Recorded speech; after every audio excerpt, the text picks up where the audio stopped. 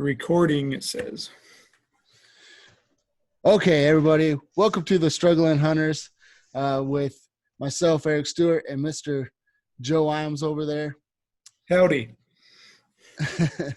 We're back at it with another episode. We're on episode 9, believe it or not. It's crazy how fast it's gotten here. I don't know. It just seems like it just kind of lickety split. We're on podcast number 9 already. So yeah, no, that's it. It's kind of fun and kind of interesting. You know, it's been fun being able to sit down once a week and talk hunting stories and relive old times and, you know, try to learn something new and retain what we've been talking about. It's been fun. Yeah, it definitely has. And you know, testing ourselves too, honestly. I mean, just trying to get better at the podcast part itself and, you know, plugging away and trying to learn more about hunting. You know, I feel like it's definitely put us to the test on that kind of fact checking ourselves and, you know, just plugging away and making this podcast.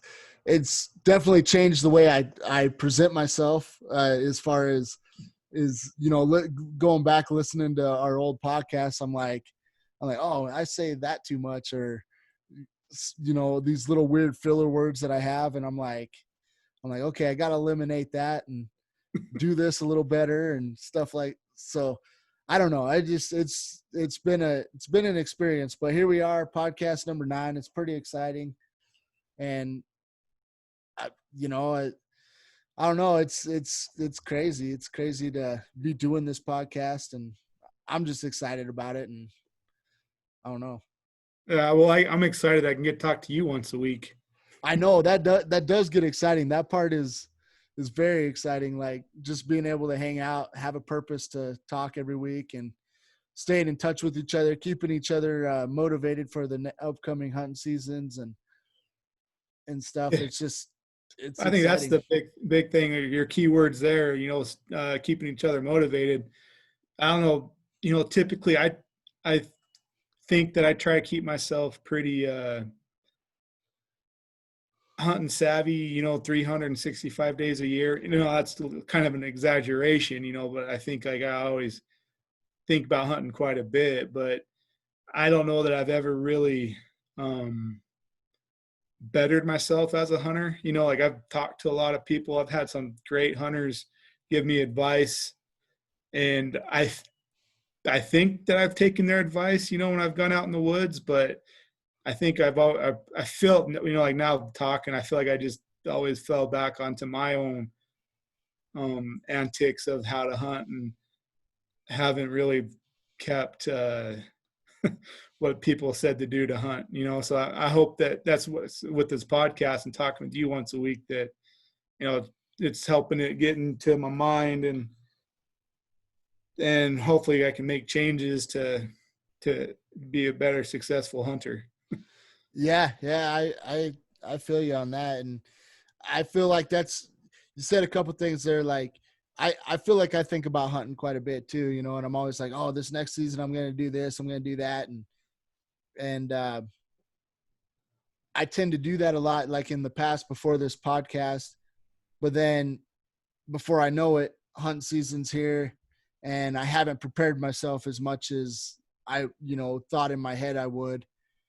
And now doing the podcast, I feel like you gotta, like, you know, it's kind of forcing us to reassure ourselves about our tactics that we want to do, and getting out and doing scouting and stuff and things like that, that we're just kind of staying more involved in the whole scene a lot more. And so it's, you know, something like we wanted to do a podcast to help other people learn about hunting, maybe just hang out and listen to us talk about hunting so they get excited about hunting themselves. But it also helps us, is what I'm really getting at. And with that said, though, I do have a segue on that, because talking about like thinking about hunting all the time, and then before you know it, it's already there.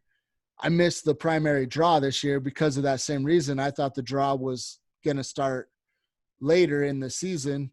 So I kind of waited, procrastinated. Oh, I can't wait till the primary draw opens up. I'm going to, you know, put in for this and that. And I get on the website. It's not there. Or, you know, it already passed me. And I'm like, oh man, I can't believe I missed it. So they have a second chance. Nice drink there, by the way. I thank you. Yeah. And well, yeah.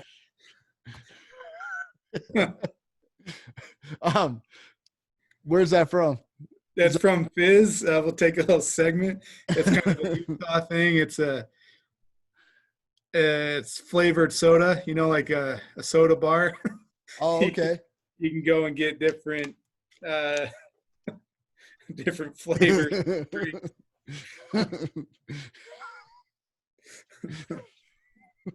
You were trying to be sneaky with it, huh? And I called you out. A little bit. That's funny. So what I was saying though about the draw is so I missed the primary draw, you know, and I was kind of embarrassed about it, and I'm embarrassed to even say it on a podcast where everybody can hear me and go, "You missed the draw and you do a hunting podcast?" Yes, I missed the draw and I do a hunting podcast. Story of my life. Anyway, so the Colorado has a second chance draw. So I was like, okay, cool. So guys that, you know, are reactive instead of proactive, they get a second chance to draw. Well, I didn't miss it this time. And as soon as the second chance opened up, I got online and started looking at everything that was available. And I basically came to the conclusion I wasn't going to put in for anything on second chance, because second chance means kind of leftover crap that you want, I guess. If you really want to hunt something that bad, you have a second chance for it, but there's just not a lot that was available for me at this time. You know, some of the stuff I would have just had to travel so far, and I don't know if I would have been able to put in the time for the hunt the way I would want to, especially if I drew. I don't know if I would have got the time to get there and be able to do stuff. So I elected this year to basically not put in for anything, and I'll just do over-the-counter elk, and I won't go for a deer this year, which is fine. But it was kind of a little bit disappointing, and this year Colorado, it was the first year that they'd done a second chance. Before they would do another, I can't remember what they called it. It was kind of like second chance, but it was kind of more based toward people that missed out on the primary. They would be able to have a second chance. But the second chance, the biggest difference for this year with the second chance was if you didn't even put in for the primary, you had a second chance to get something. And it's a really good system. Go ahead. Do you think there's a chance that you're going to get an elk this year? Well, that's a whole nother podcast probably. But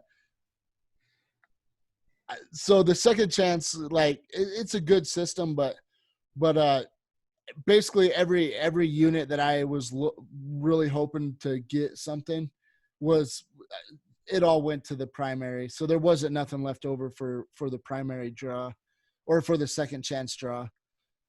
So yeah, I just didn't put in for anything, and next year I'll be more on top of it and you know, put in for what I want, and hopefully I can draw something. And that was for the deer, right? That's your yeah. So I was just going for deer. That's another thing too, is next year or one of these years I might put in for some other game that they had draw. I can't remember everything that they had. I mean, they had elk and deer for sure. I think they had some moose hunts. And have you ever thought about doing a pronghorn hunt? Yeah, they have them here, and I think you might even here we go again with the regulations. Those damn regulations get us. No, I was just curious, like, you know, of hunting them, you know, like that's for some reason, you know, you got them here in Utah, you got to put it, you know, do a draw for them and whatnot. But I've thought of hunting them, but I don't know why I've never really like put in for a hunt, you know, like to start building points. I don't know. I guess it kind of goes back to our last podcast of being, falling into the family traditions. Dad hunted deer, uncles hunted deer, so I'm going to hunt deer, and I haven't really um, gone outside of that. But I guess it's not that I don't want to hunt them. I don't know why. Yeah, I guess.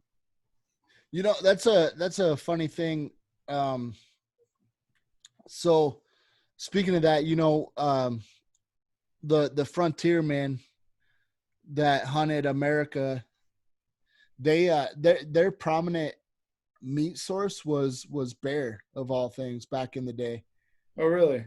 And then everything else was for for their hides and well, just for their hides mostly. And so it's crazy. It's weird how it flipped over the years, because so at one time, like, they would only eat bear, or that's what they really favored was bear.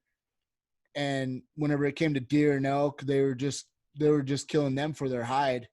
I'm sure they probably cooked them up and everything, but it's weird. I can't remember where I heard that, but I know I heard that somewhere that they that was the main thing. And nowadays, it's mostly elk and deer that you want to hunt and eat for the season, for the year, is put that in your freezer over bear and whatever else out there. One thing kind of just sparked another thought in my mind is there is buffalo hunts out there, but one thing that I heard this in another podcast actually, and the buffalo made like the biggest sacrifice to our hunting conservation is they got annihilated. And that's what made people go, oh, wait a minute, if we annihilate all these animals, we're not going to have animals in North America. So we need to have rules and regulations towards conservation. But it was sadly after Right. the That's buffalo. something that kind of just blows me away. Like, you look at those old black and white photos of like those buffalo hunters back then, and just the huge mounds of buffalo skulls. Like, that's it's hard for me to fathom. Just, it wasn't like, oh, look, here's a little 10 by 10 square area of buffalo skulls, but it was, they're huge. Big old mounds of them, huh? Yeah, and it's just, for me to try to put that into a perspective of skulls, like, it's just crazy. Yeah. It's kind of a shame that we don't get those chances anymore to be able to hunt buffalo. True. Because they the people before us shot them to, I mean, pretty much. And I've heard stories that like people would like, it would like, I've heard stories of TV and whatnot, but that people would be cruising along on a train, and there'd be like a buffalo herd stop the train, and they'd hop out with their guns and just like shoot the buffalo, and then just hop back on the train and keep going. So it's like, oh, hey, have a shot. Matt, isn't that so crazy? Because like that was all before refrigerators, and you know what I mean?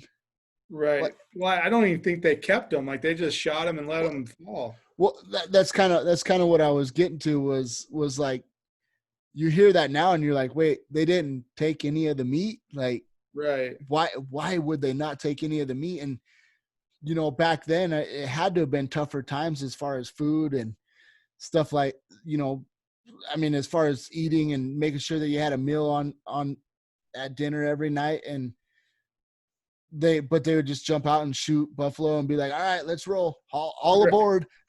Right. It's kind of crazy, because I just feel like nowadays you just wouldn't think of doing that. You'd be like, hey, we got a buffalo, let's take it. Right. Well, like, on that note too, like, one of the things is, in a way, like, I kind of prize like my game meat, like whatever it is, from, a pheasant or a quail. Haven't done a lot of bird hunting, done a little bit, But, up to my big game, my deer and stuff, like, I kind of prize that in a way. Like, if I haven't had an excess of it, but, like if I have someone over for dinner and I, share with them my deer, what, like that's kind of a big deal in a way, like Yeah.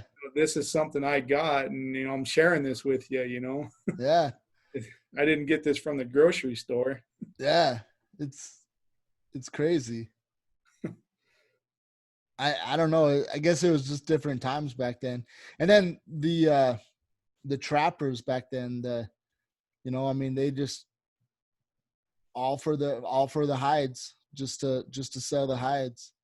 They would, kill all these animals and let the meat rot because they're just stacking up hides. Right. It's crazy how wasteful they were back then. I mean, you know, li- the older I get, the more I like, listen to those old stories, and it's really cool. I'm like, man, if there was a time machine, I would love to go back into those days and just see what it was like, and go out on the lands and try to hunt,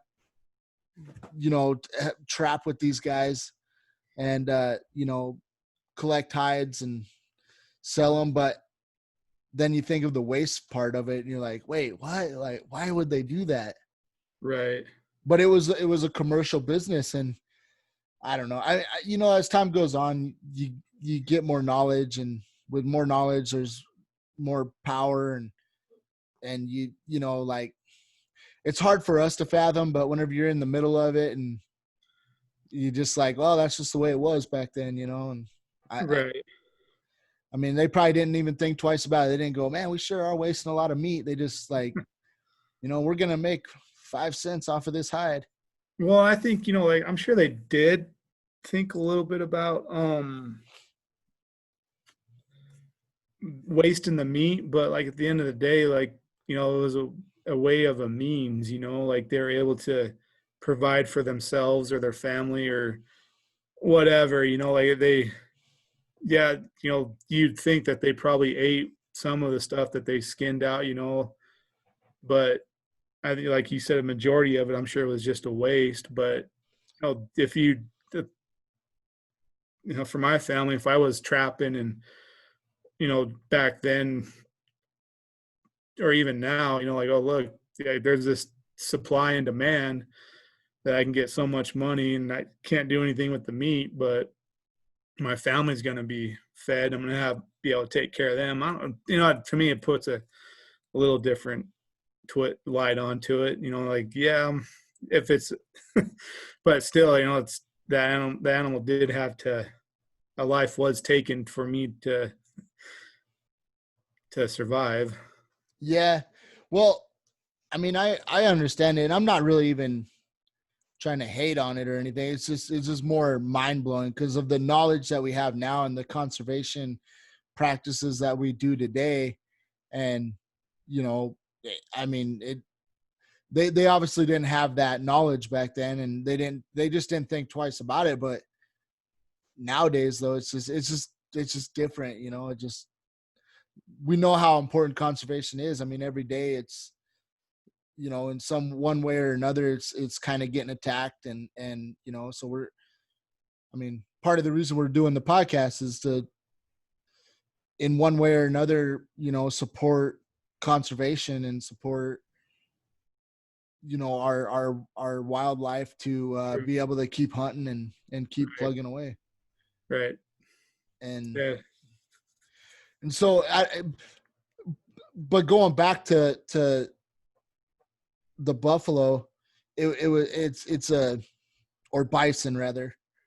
um it the sacrifice that the bison made are, I mean, where we are today as far as game management and well, mostly just game management. I mean, just True. keeping, trying to keep our elk herd strong and our deer population strong. It all kind of links back to the bison. And I hope I'm not getting it wrong, but Teddy Roosevelt, because he was like big into that. He was like, hey, we need to figure out a way because there's Teddy and Theodore, and I kind of confuse the two. So if I'm wrong, somebody Well, can correct me in the comments. But he Teddy. like So you know the term teddy bear. You know where that came from? So Teddy well, Roosevelt was a big time hunter, and someone was like, "Hey, I got a bear for you," and they literally like found a bear, tied its leg to a tree, and said, "There's your bear. Go ahead and shoot it." really, And so Teddy Roosevelt was like, "No, I don't hunt that way," and really yeah, and he made him turn it loose. So the term teddy bear, came from um, from somebody letting tying the bear up to a tree. bear up and Theodore. So it would be Theodore, right? Theodore Roosevelt, because that's short. Teddy is short for Theodore. It but wasn't. but so yeah, so like that, so that it kind of came to a term of like of making these bears and calling them a teddy bear, and that's where um that's how I came up with the term teddy bear. You know, we should probably. Oh yeah, yeah, you're right. You're right. See, I was all messed up myself because it was Franklin Roosevelt that was the first president, and then Teddy Roosevelt was the second president. I hope. Man, I don't know.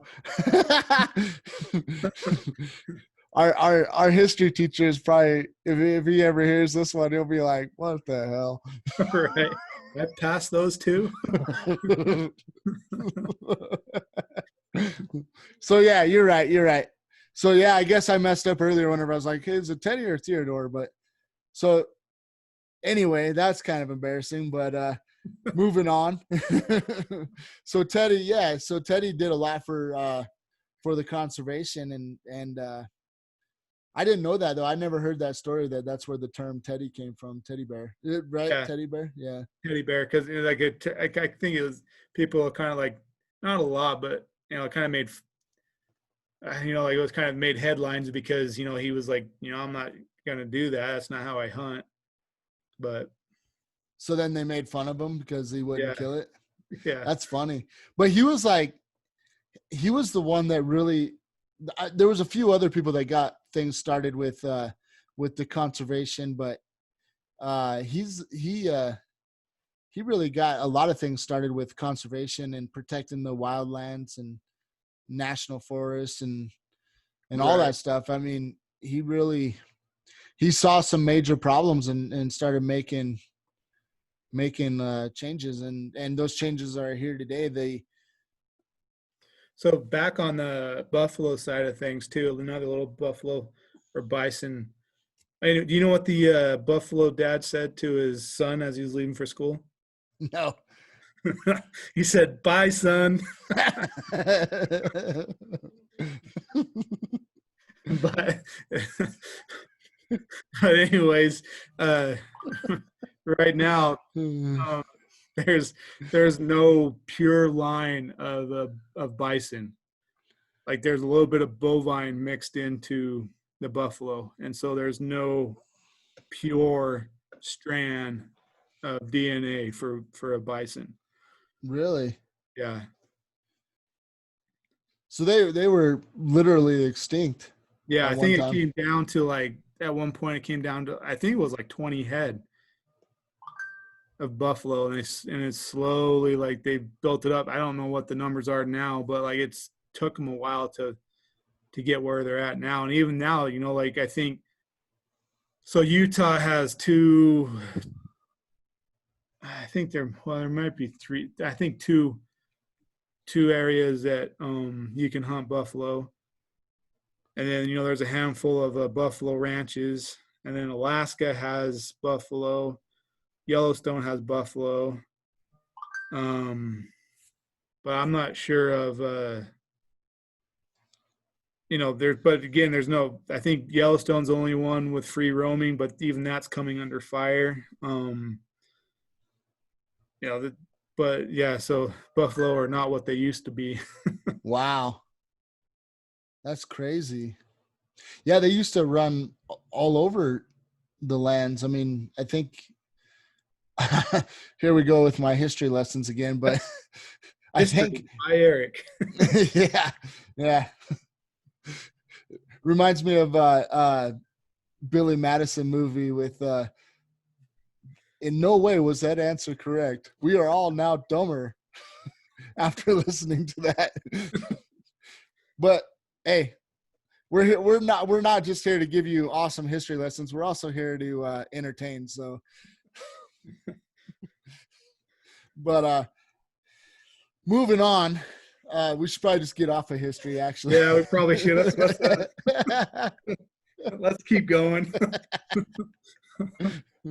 I think we're just getting dumber. Yeah.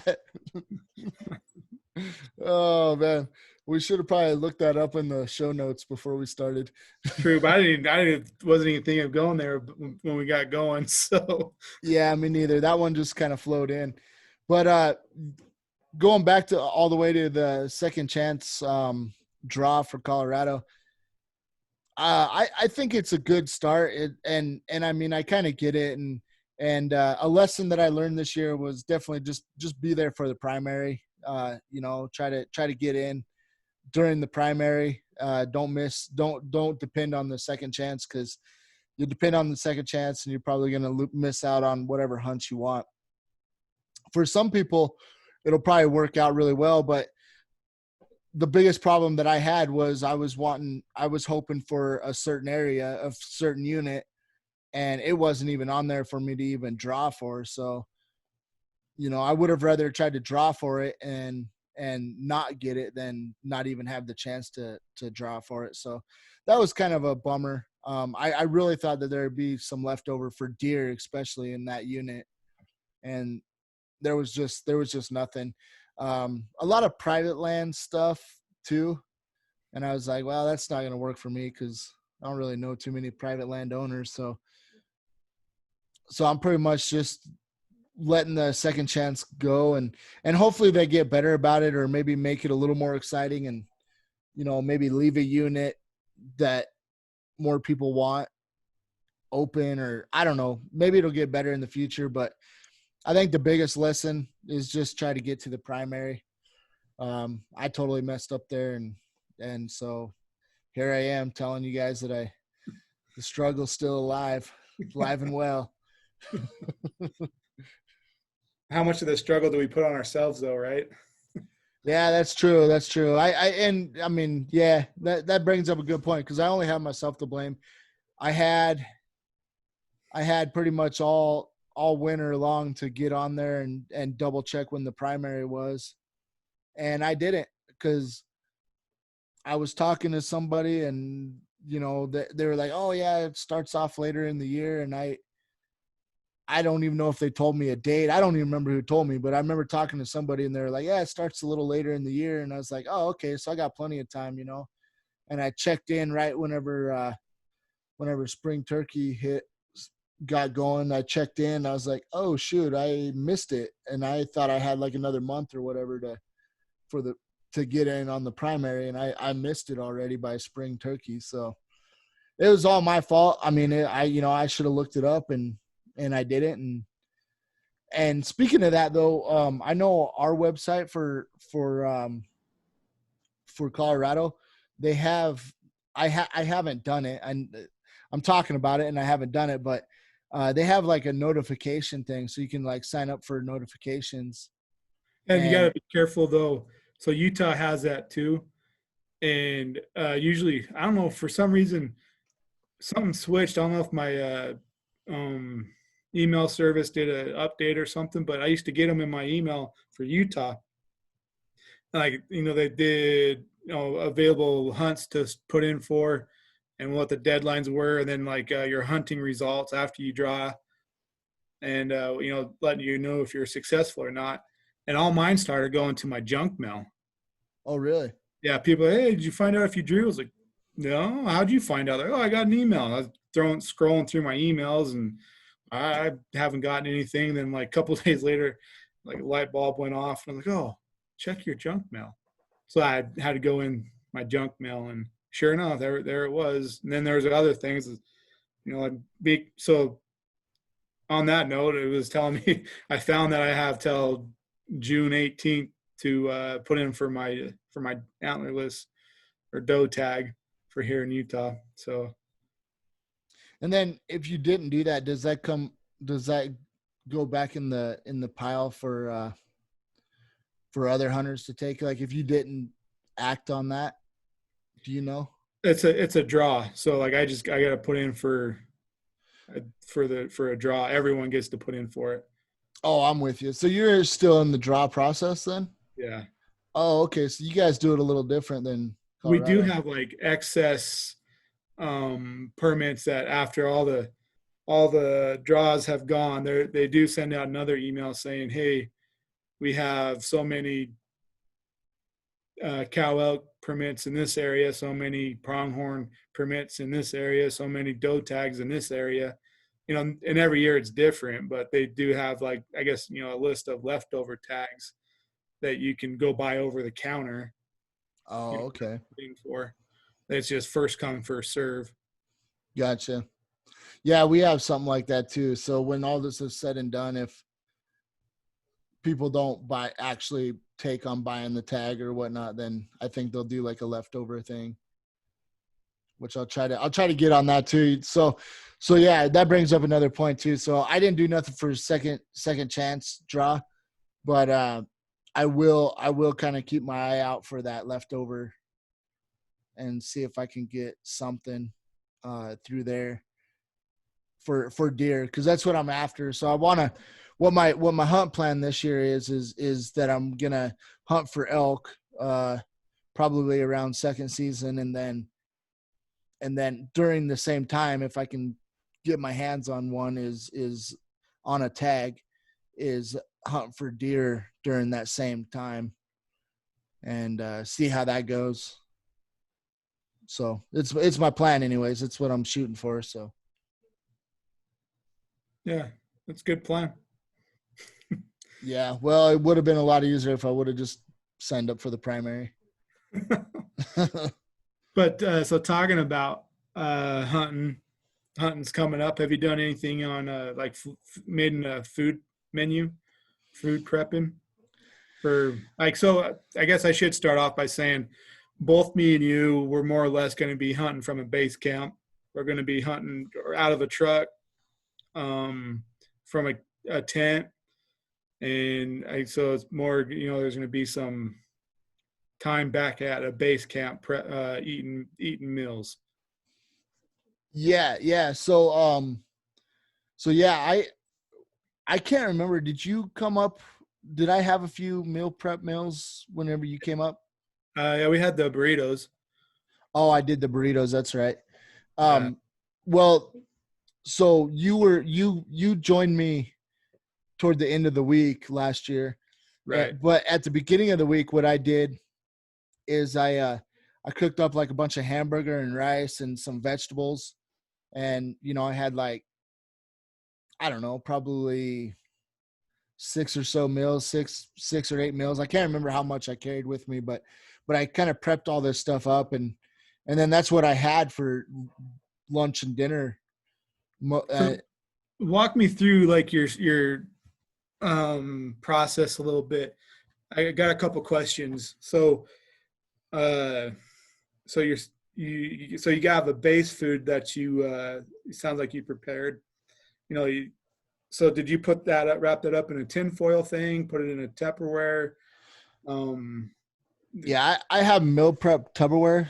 To answer that question, I have meal prep Tupperware, and I just kind of put it in that, and then I put it in my cooler, stacked it all up, and then did you eat that cold or did you warm it up?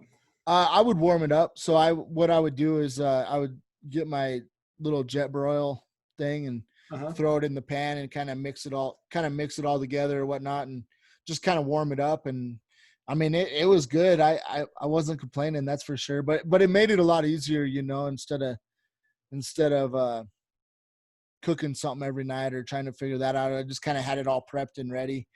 And then so I went back home for a night, and then, or maybe two nights. And then I prepped those burritos that I made. I prepped those up before I went back out. What kind of burritos were they? Do you remember? I was trying to think what they were. I think that were they hamburger or were they steak? They were steak. I don't remember. Wow, They were- man.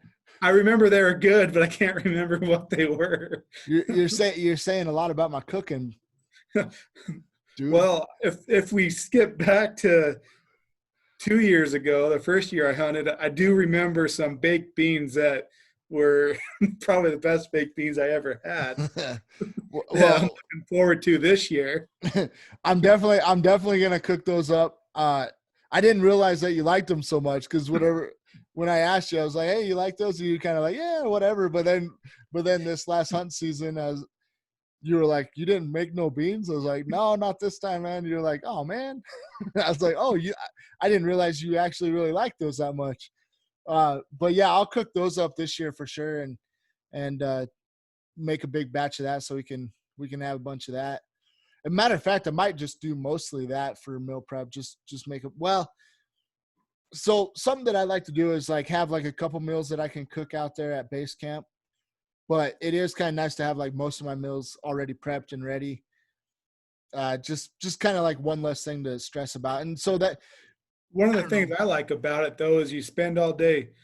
So you spend all day out there hunting, right? Like if you're hunting hard, you're not getting back to camp till after dark, right? So like when dinner is usually 5 or 6 in the or somewhere in that time frame where everyone's, maybe not everyone, but you're typically sitting down to eat, you're going to be out there hunting, and so you're getting back to camp after dark, and now you have to make a meal.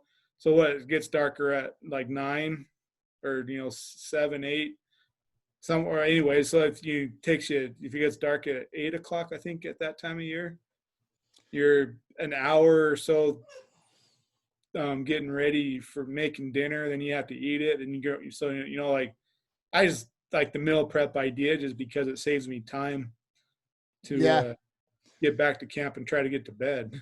Yeah, for sure. I feel the same way. That's kind of why I started doing that. Well, I guess technically I did it a couple years ago with the beans. I didn't really look at it as a meal prep.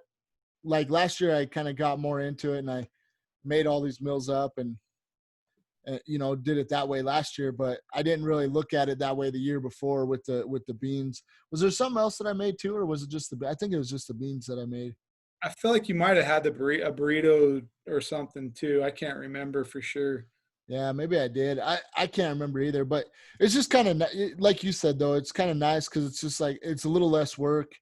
The hardest thing is just trying to figure out a way to warm it up. And Right. but yeah, I don't know. I got to thinking about it last year, because I kind of watch all these fitness guys and meal prepping and kind of that whole area, and I was like, well, why can't I do that for hunting?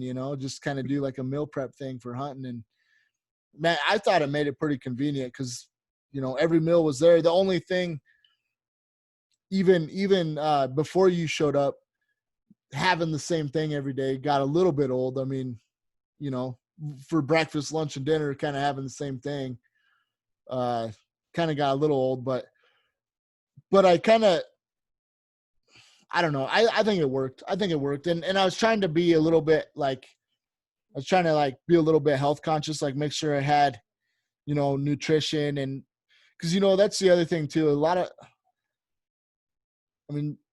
of people go to hunt camp and they're buying the junk food, the potato chips. And Yeah. which I'm pretty sure I had potato. Yeah. And so I remember like this last year during the bow hunt, like I bought a bag of Doritos, and like I remember I was like, oh yeah, I'm gonna get back to camp, I'm gonna eat these, but like it was hot, and I just didn't have the appetite for those Doritos, and I think like I took them the whole camp, and I ended up eating after the season. Like, yeah. I tried to pay attention to what my body was telling me, and I just was not craving those Doritos. Yeah. Yeah. So my thought last year whenever I was doing the meal prep was kind of trying to not get so much of that kind of stuff and kind of have more, rounded meals, more healthy meals and stuff that would give you energy. So Right. I wish you would have been there whenever I did my first batch of meal prep stuff, because I did like I think I just did regular hamburger Well, and I then was going to rice. take Or it a different route, but along the lines that you're just saying, you know, so if we're hunting as hard as we claim we're hunting, which at times I think we're hunting pretty hard, and sometimes I know we're probably not as hunting as hard as we can be. But you're so me being getting into the bow hunting side of it, I'm sweating a little bit more during that time of year because I'm hunting in August, and so I haven't really.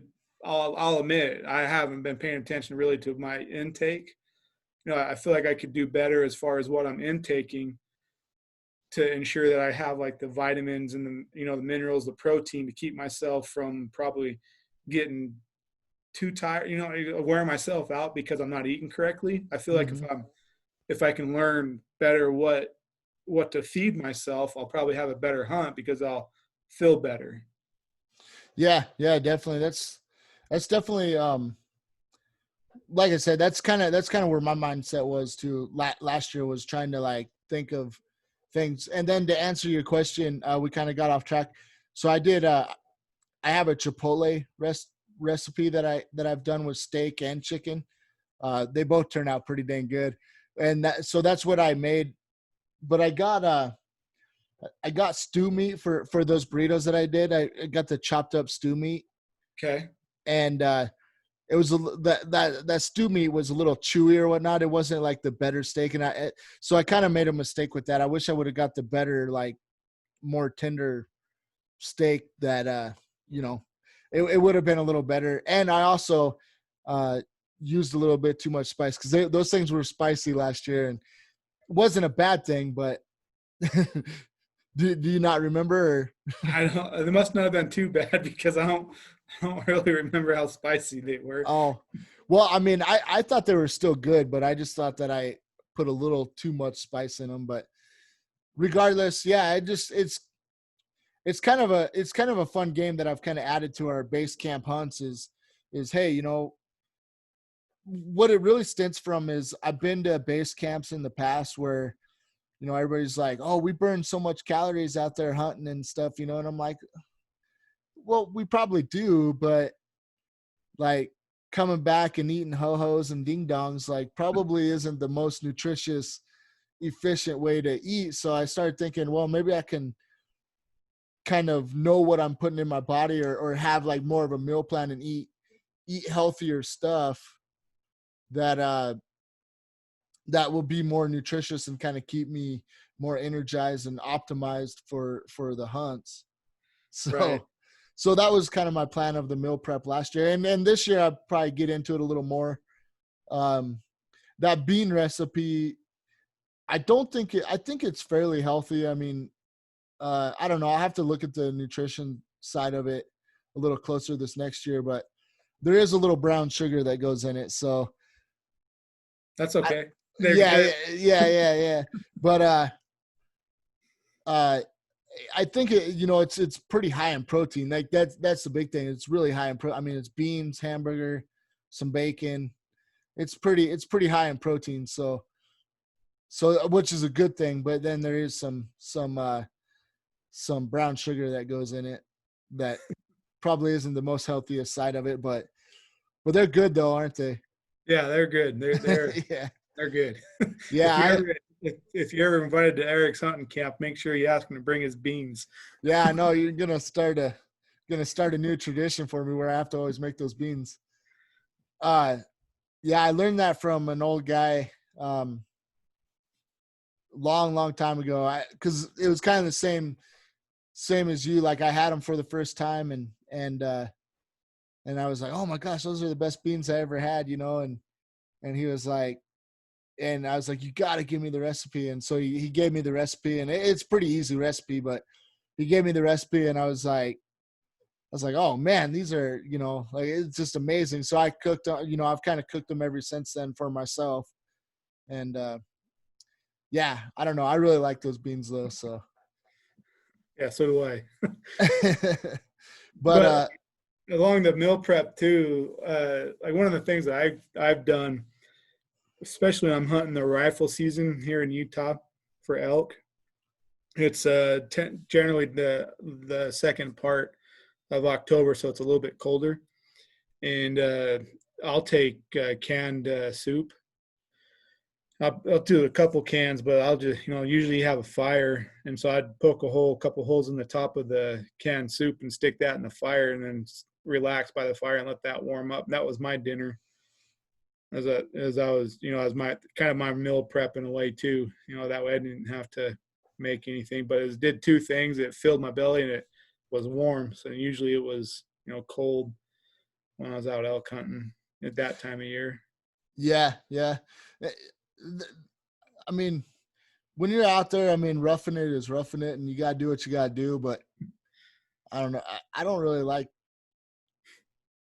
I don't Roughing really. it. Yeah, no, not really that. But I don't. Starving.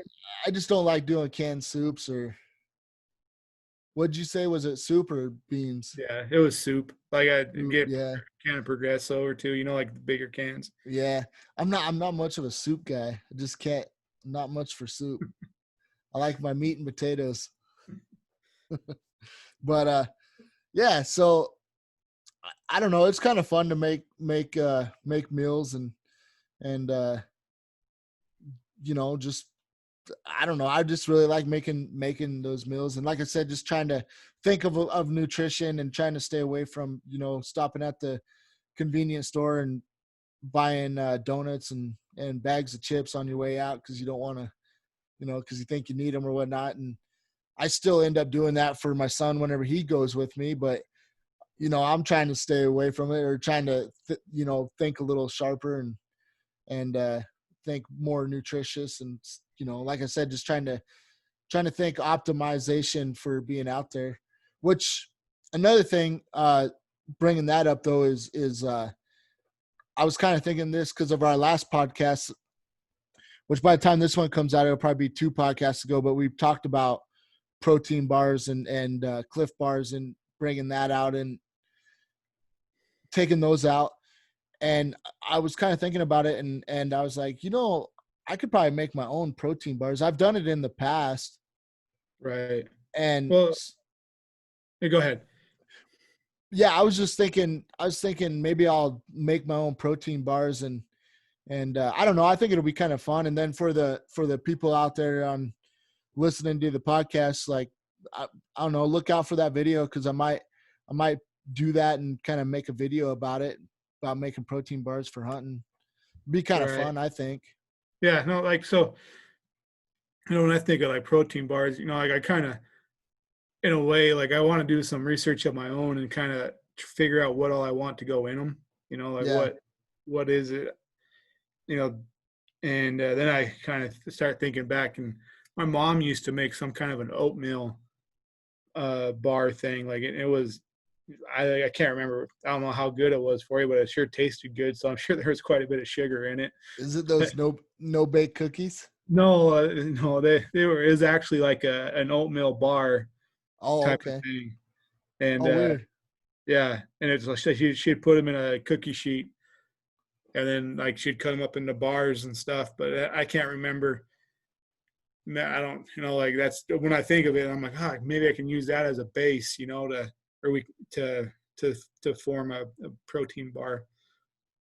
But I think it'll be fun though in a way too, because like I mean, if you get to figuring out what you're looking for and what does kind of what calories do what proteins does what, and you know, gonna gear it towards the time of year you're going to be hunting. So like if you're going to be sweating, add a little bit more of something. If you're going to be in cold weather, put something different in it, so that way your body's burning a little different. Yeah, definitely. I mean, it's kind of fun to go in depth on that, and try to do your best out there. And I think, like, like you said, it's fun to do, but for me, it's like one of those things, like, at least on that, understanding all that, because I don't even want to like dive into that, like, on this, because I can't even, like, I don't know enough to really carry on anything. And if I did try to say something, I'd totally be putting my foot in my mouth, because, I know what, I like know we what, have like we haven't done that already though. oh, this would be even worse.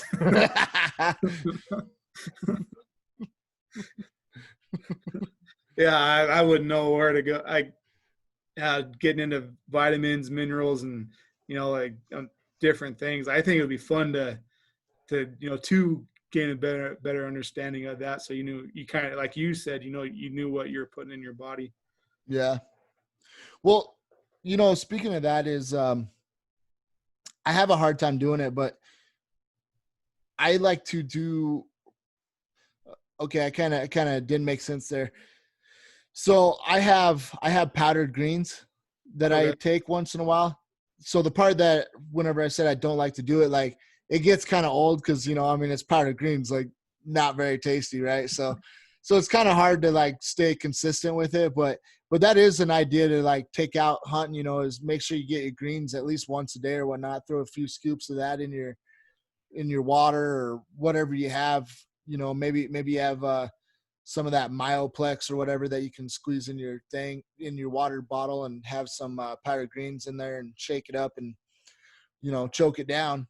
But whenever it comes to nutrition, like that wouldn't be a bad idea. Last year I had that BCAAs that I was taking last year, and I think it kind of helps. The thing I like about that stuff, and that's why I like even taking protein powder out there. And especially at base camp, it's not like you're carrying it out on the backcountry, but having that kind of stuff, the thing that I like to make sure that you have protein, mostly protein, is the recovery.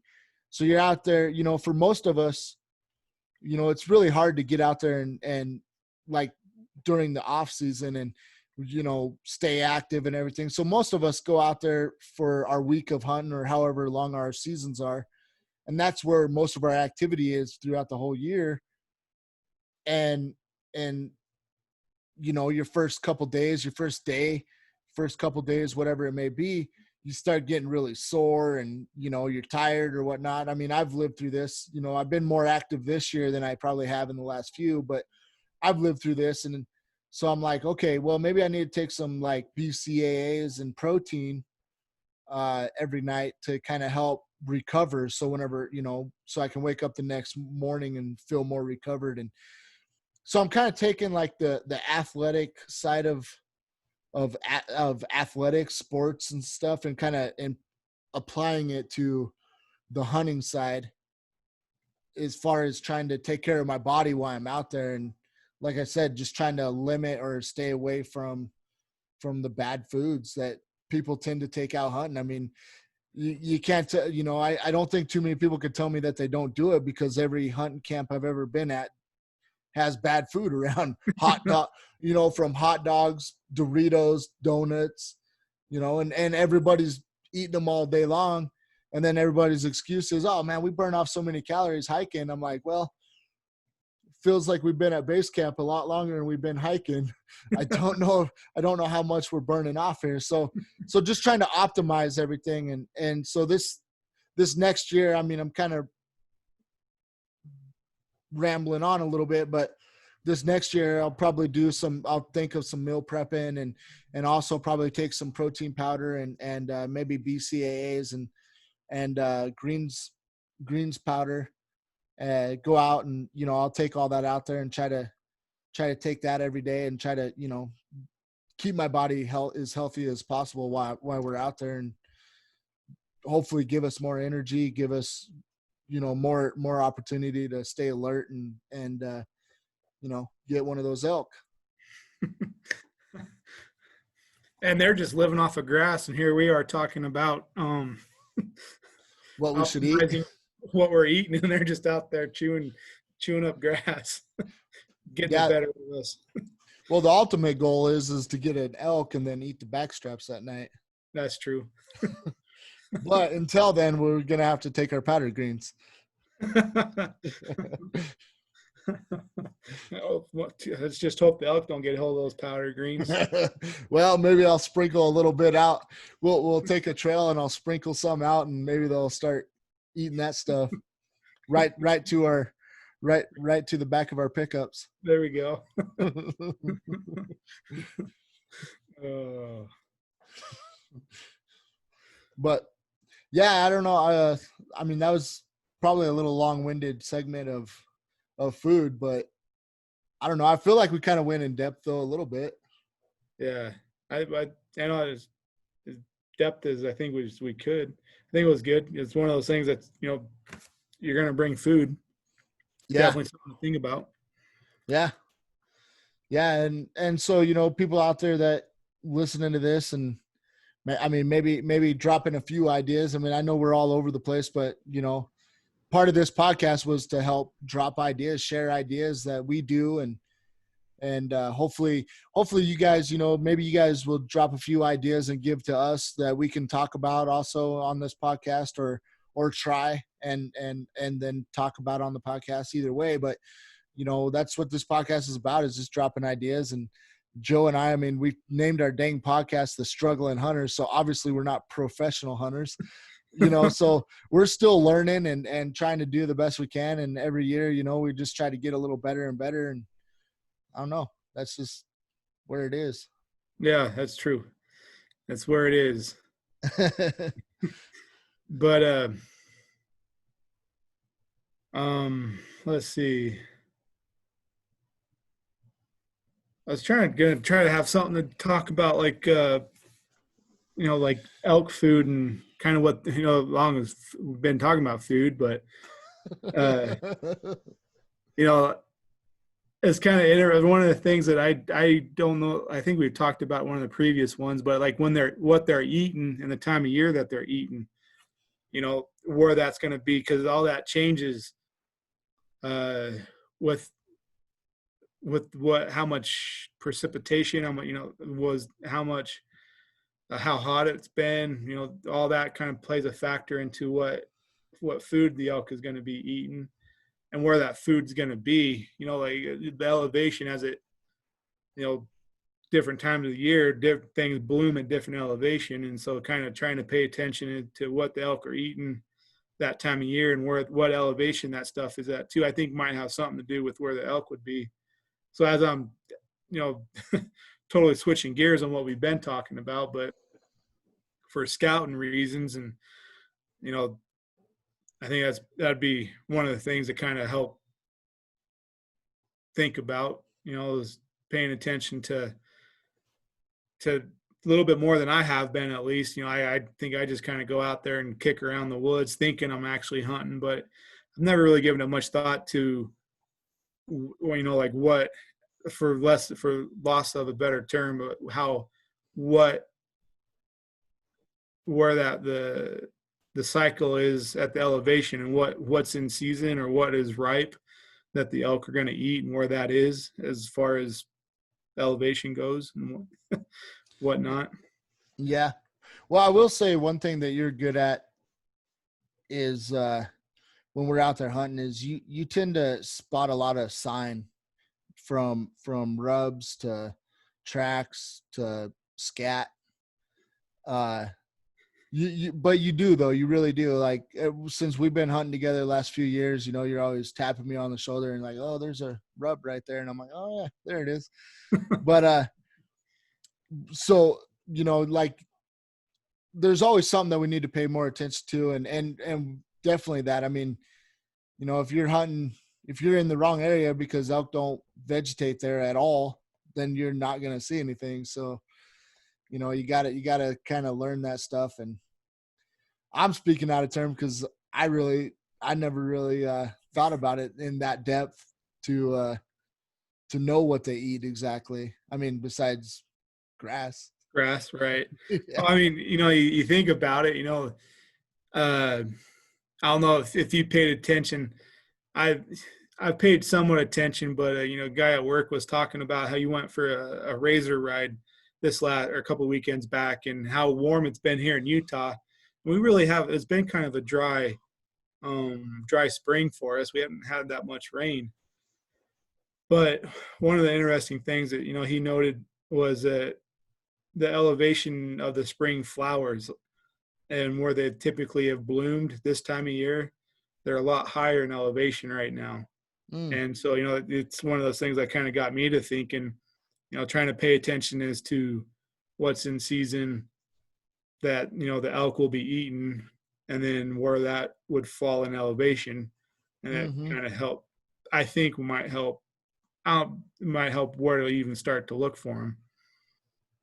Yeah. I see what you're saying. That is something that we probably need to try to study and get an upper hand on. And there's so much levels to the elk hunting game. Well, it's like it kind of goes like couple fold. Like, here we are talking, like, oh, I don't know, where are things in, I guess, in season, where are they ripe at, that the elk are going to be. And, I feel like you can get so lost in that stuff so easy, like, no, like it has to be there. You have to go there, but I think you kind of got to keep things in your back of your mind, in your back pocket. You'd be like, no, elk are going to be where they're going to be. And if you're thinking they're going to be at a certain elevation because that's what's in season and they're not, okay, now let's reevaluate. Don't just get so caught up on the analytics of it that you're not. You're standing in the middle of the woods like they're supposed to be right here. Right. I'm staying right here the whole 10 days. All the research I've done, they're supposed to be right here. Right. Yeah. Well, it kind of brings up a thought that I had is, I've heard stuff like that, like, oh, all the big bucks or we'll just say bucks. All the big bucks are, in the high mountains or whatnot. And I heard that like growing up or whatnot. And I'm like, really? Cause like the biggest buck I ever saw in my life was in Rosemary's Yard down the road on Main Street. You know what I mean? Like so there's always like these outliers, and then I don't know, it makes you wonder if people really know what they're even talking about sometimes. But yeah, no, I read an article and I think it was Field and Stream. It's probably been 7-8 years ago. And it was talking about hunting the middle. I think it was like the middle places, because, everyone, you can only hunt so close into town. And everyone else is like, oh, you got to go way out there. You got to drive way out there. And so the deer learned, if there people are going hunting way out there, but yet no one's hunting kind of this middle ground where, there's this buffer where there's not the pressure isn't so much. And people, kind of overlook that. So I think you're kind of spot on with what you're saying. It makes sense to me, yeah, whatever quarry you're hunting, it's going to be wherever, kind of the less pressure is. And they're going to find those spots, How often do you see a deer on private property? All the time. Right. And standing there looking at you. Yeah, looking at you like, yeah, sucker, I'm over here and you can't do nothing. Right. Yeah, that story of my life. But I don't, that's the funny thing too, is like you put all this thought into where the elk may be and what they're doing and how they're acting, or even bucks, deer, whatever. And then you run one over on the freeway, like Right. you're like, well, statistics say that you're not even supposed to be on the freeway. So why did I even hit you?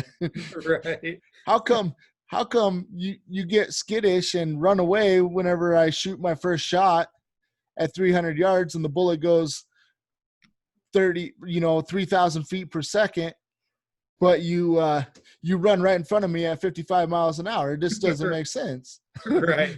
Like, I didn't see any grass on the asphalt. yeah, it's there was no water hole. Yeah, they're not feeding on the asphalt. What are they doing? I don't know. It's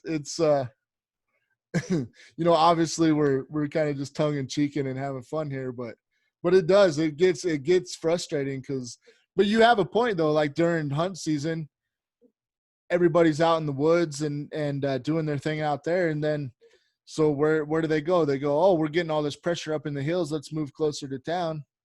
And then they get less and less pressure as they move closer to town. Then they start hopping the high fences, which is kind of ironic, but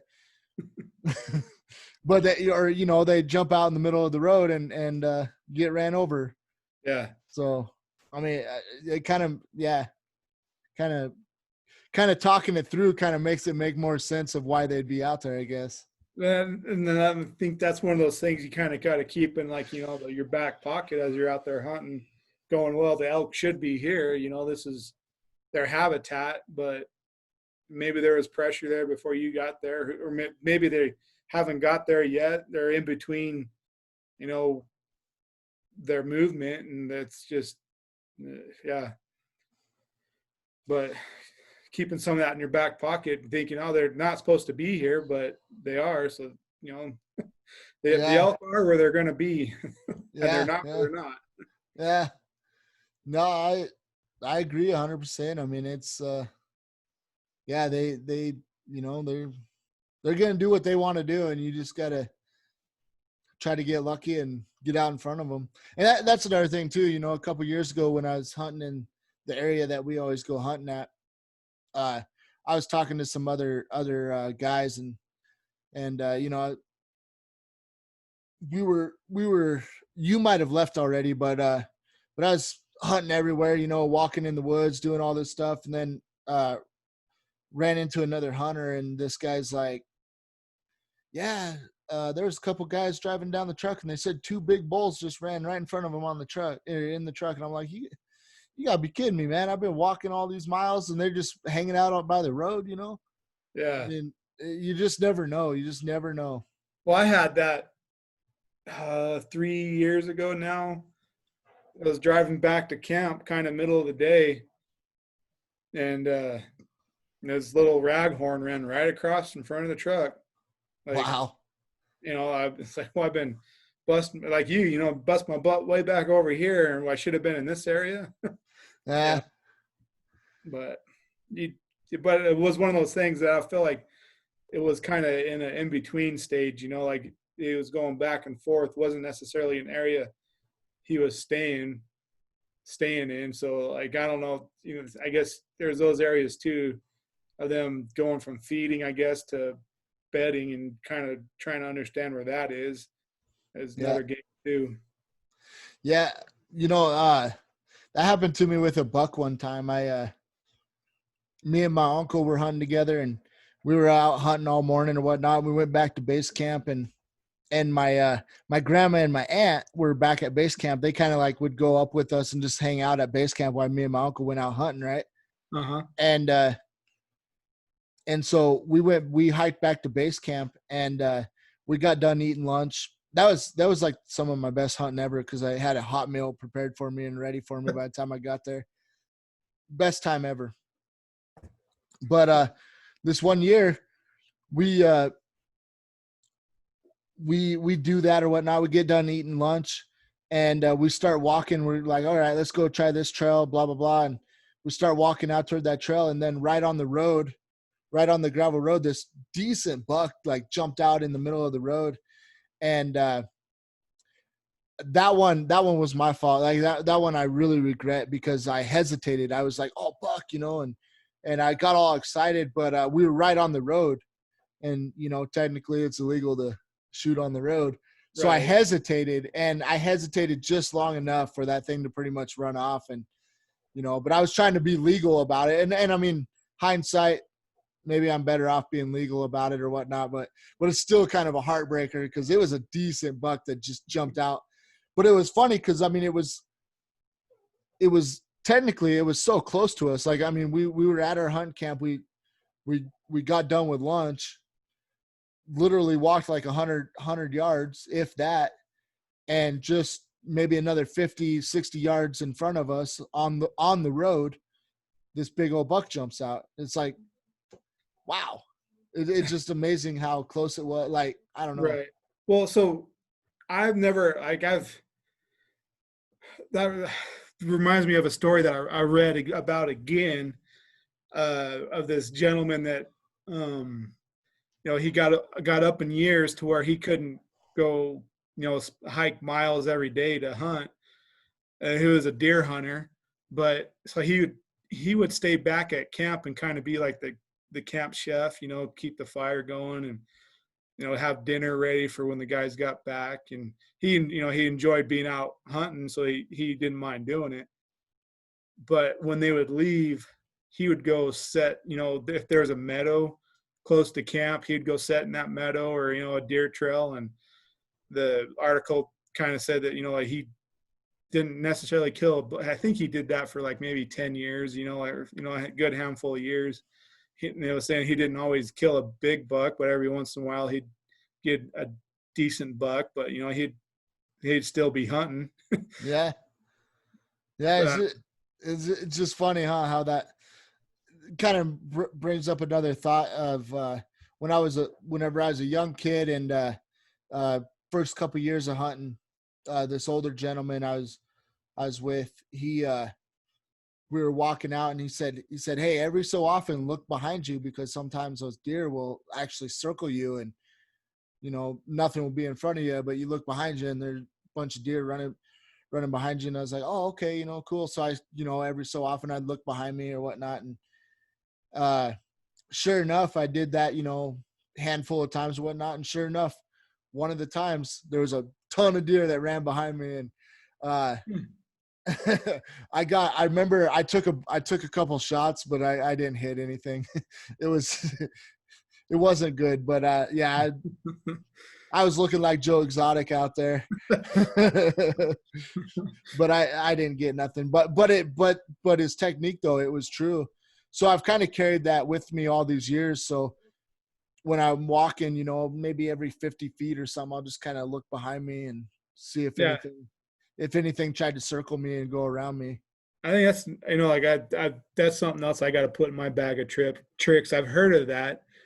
I've actually read a couple articles where guys have like tracked deer, like found a specific track. They're like, oh, that's a great buck, So they start tracking it, and they found where it where it would stay in one spot and leave a bunch of tracks. And then it got to it, it'd circle back around and he'd start going back down his trail back over top of their tracks. Yeah. Isn't that crazy?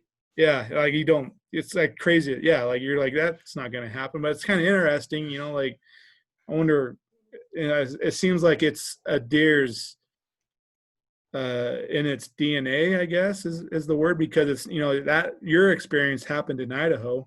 Yeah. And I think, like this happened down here in Utah. Yeah. This particular article that I read. So, it's just interesting that the inherent habitual habits that they have. Yeah. And I don't know if I can explain it well enough for the podcast, but when you were telling that story, it made me think there's kind of a Facebook post about it where this guy's like has his binoculars looking off the side of the road, and then there's this doe that like is right beside him, and they're like both looking the same direction. But kind of like made me think of that, like you said, they're trying to track the deer, and the deer's like right behind you, like creeping along right behind you, and but you're too focused on where the deer tracks are to see the deer right behind you.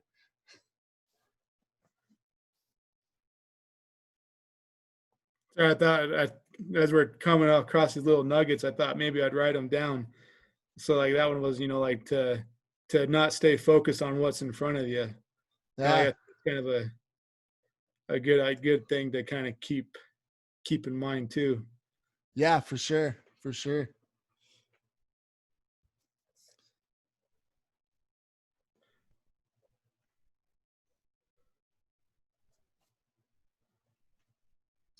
Yeah, I need to say something, dude. We got a little dead space.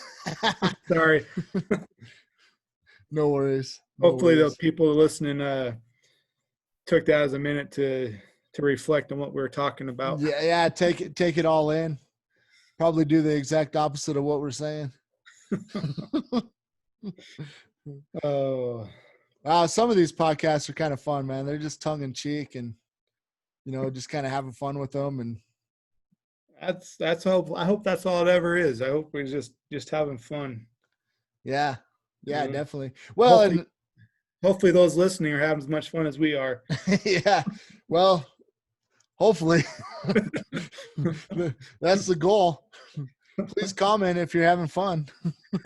If you're watching this on YouTube, if you're on podcast, then just yell at us, I guess. Right. Get on YouTube and start yelling at us. True. Well, I don't know, Eric. I was kind of thinking of what we've been talking about. Like, talk about meal prep. The bison, buffalo conservation and that, and we talked, about protein prepping. Those for getting those ready for the upcoming hunt and scouting. Kind of maybe what to look for when you're scouting, trying to think ahead of what the what would you call that, the biosystem, the I don't know what the technical word is, but paying attention on to what's in season and where it might be in season as far as elevation goes during the hunt. Talked about the second chance draw, doe hunting here in Utah. Did you have anything else? I actually don't think I do tonight. That was pretty much everything that I wanted to cover. Yeah, I think we could probably hit more on a few things like where elk are eating and stuff. Maybe do a little research in next podcast, or in a few podcasts in the future. We'll try to dial in and do a little research and dial in a conversation about what they like to eat and where they may be on what seasons, or what times of year rather. And try to get a little more in depth on a future podcast about stuff like that. Yeah, sounds good to me.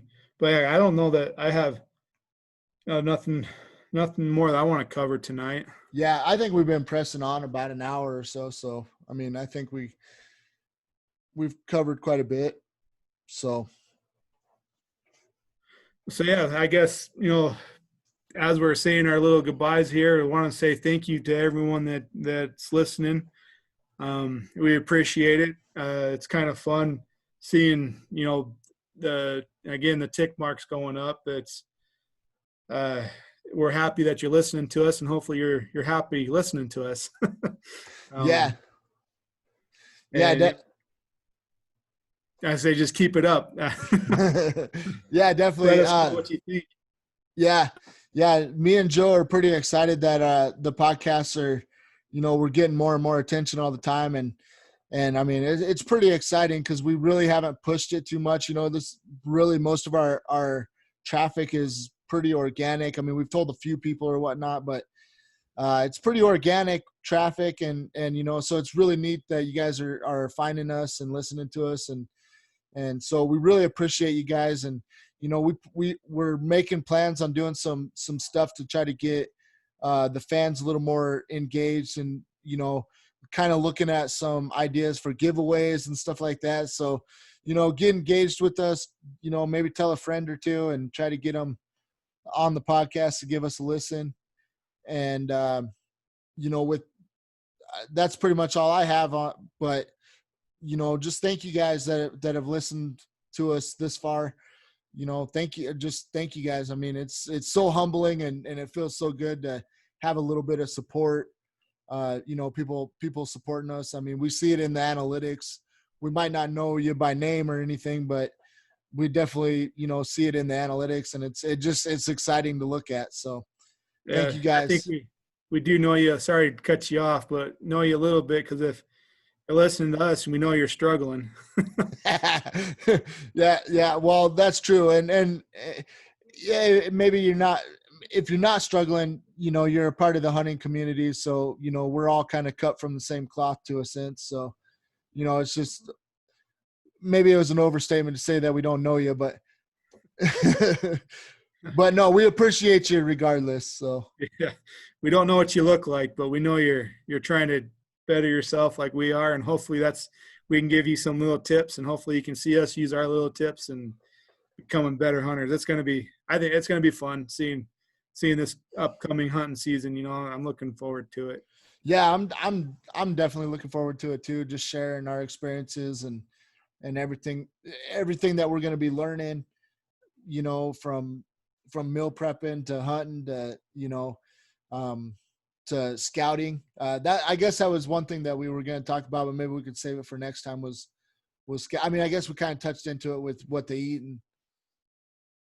and that, but, I think we're going to talk about our scouting plans, but maybe we'll do that on next podcast or something. But, yeah, just thank you guys. I mean, I'm so appreciative for the support, and I know Joe is too. So I'll just leave it at that. Is thank you guys for listening to us. Yeah, thanks. Like, subscribe, leave a comment. Love to hear from you. Have a good one, guys.